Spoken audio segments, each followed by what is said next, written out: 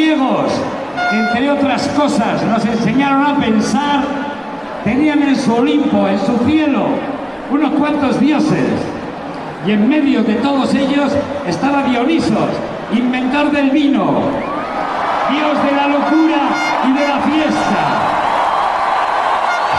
Y lo consideraban indispensable para la buena vida, para que el mundo funcionara bien.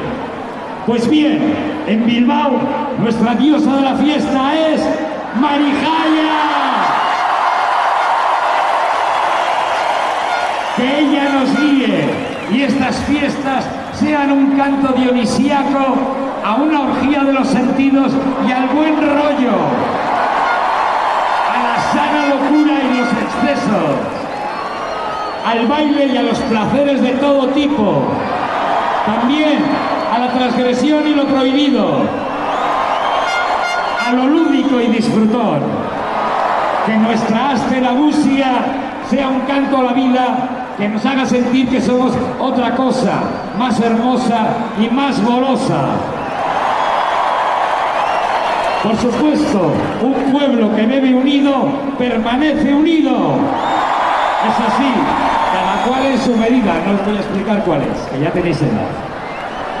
Solamente una norma, el respeto entre diferentes, y que todas colaboremos para que estas fiestas sean un lugar seguro, libre de agresiones machistas, racistas, homófobas o de cualquier tipo. Hasta en la Gusia, el respeto en la Gusia es da. No es no y sí es sí. Tampoco es tan difícil, coño. Y esto nos cargará las pilas para seguir luchando por un mundo mejor y seguir gritando no al genocidio del pueblo palestino. Eta orain, presa udete, bai! Bilbao bete dezagun, zapi urdin ez da, egun da gauarizu emateko presta.